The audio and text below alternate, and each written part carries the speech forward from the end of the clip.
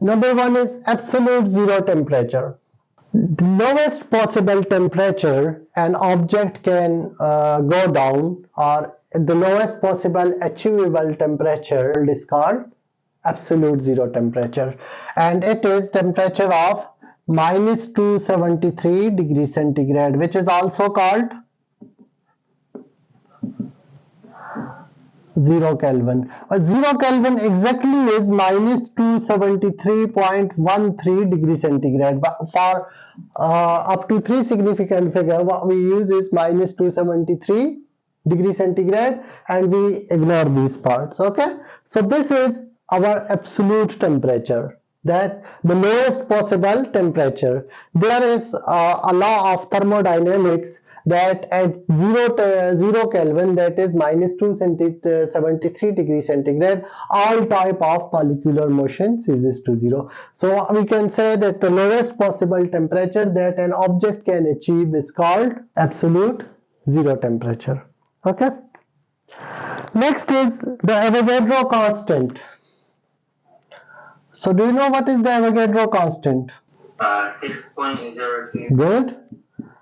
Constant 6.02 times 10 to the power 23 is called Avogadro constant. Is the number of atoms, is number of atoms or number of particles in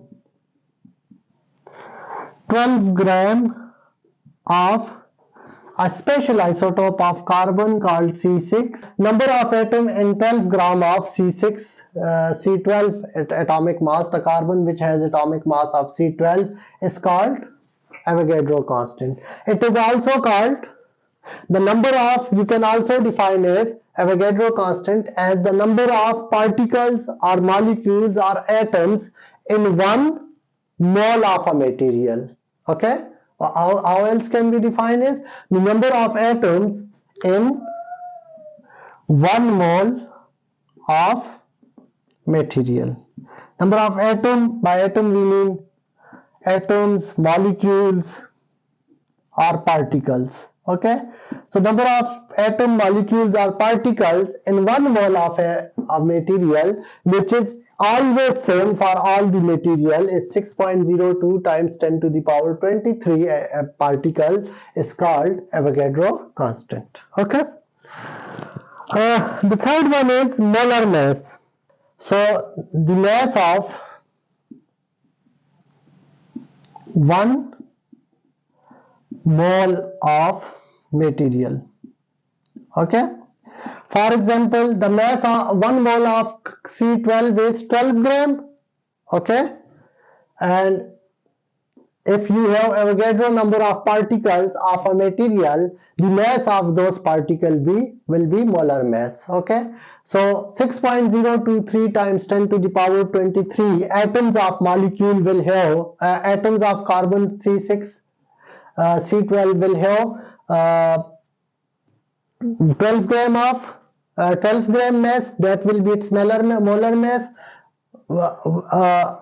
and similarly the molar mass of 6.02 times 10 to the power 23 atoms of hydrogen will be 1, and 6.023 times 10 to the power 23 atoms of oxygen will have molar mass of 16 gram. Okay, so that's how we can define molar mass. That is, molar mass is the mass of 1 mole of material.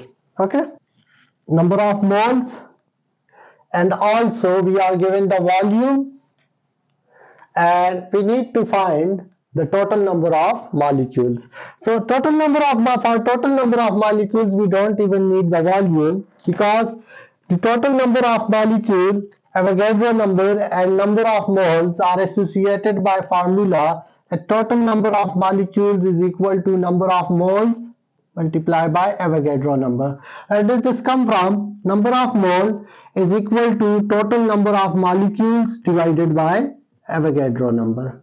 Okay, so the Avogadro number is 54 here, and number of mole is 54, and Avogadro number is a constant. So total number of molecule is 54 times 6.02 times 10 to the power 23. And if you multiply 54 by 6.02, is 3.325 3.2508 times 10 to the power 25 molecules. Okay, so this is the total number of molecules. The next part, fifth part, is calculate the temperature of the gas if pressure is 1 times 10 to the power 5 Pascal. So next is find the temperature if pressure is 1.0 times 10 to the power of 5 Pascal. So solution, we know PV is equal to NKT. So K is constant, P is given here, V is given here, and T we need to find. What will we get? T is equal to PV divided by NK. In fact, we don't need to use this. We can use PV is equal to nRT. Okay. And here N is number of moles, so it will be small n. PV is equal to nRT, because actually we can use either of them. You can use PV is equal to NKT or PV is equal to nRT. The result won't change. Okay. So the pressure is 1.0 times 10 to the power 5, volume is 4.18, and number of mole is 54, and R is 8.31. So if you multiply and divide this term, you will get the number of temperature, which will be 931.49 kelvins. For simplicity, you can write 930 Kelvin, but that's our temperature. You can also find it by using T is equal to, we previously used PV over, because we got number of atoms K and T. So when you multiply NK is equal to capital N multiplied by K is equal to small n number of mole multiplied by R. This is a very important relationship. Just keep it in your formula sheet too. Okay. So you can use either of them. And that was the fourth part. We got the temperature, which is T is equal to 931.49 kelvins. So we can find the total kinetic energy of the gas molecules, but first we need to find the average kinetic energy, and the average kinetic energy EK average is given by 1 by 3, all the formula 1 by 2 mCRMS square. Do you remember this? This is the formula, and we know this relation 1 by 2 mc root mean square is average kinetic energy is equal to 3 by 2 kT. Okay. So from this relationship, what we can find is the average kinetic energy. And once we find the average kinetic energy, it will be 3 by 2, K is 1.38 times 10 to the power minus 23, and temperature was 931.49 kelvins. Okay. So if you multiply and divide this term, you get your average kinetic energy, which is, so this is our average kinetic energy of each molecule. But we don't need the average kinetic energy. What we need is total kinetic energy. So we need to multiply the total kinetic energy with the total number of atoms or molecules. And total number of atoms we find was N, capital N was 3.2508 times 10 to the power 3.2508 times 10 to the power 25 atom. So we got our total number of atoms too.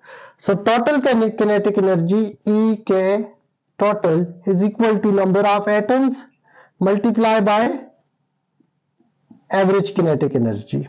Okay, so number of atoms is 3.2508 times 10 to the power 25 multiplied by average kinetic energy 1.98 times 10 to the power minus 20. Okay, and if you multiply these terms, you get the total kinetic energy, which will be 6.27 times 10 to the power 5 joule. Okay, so that's how we can calculate the total kinetic energy of the molecules, and that these are some formulas that we have been dealing with during our study of the thermodynamics and the pressure of the gas. Okay, that was the end of this section. Next section is about gravitational and electric field. So the first portion will be dealing with the gravitational field, and the next portion will be dealing with the electric fields. Okay,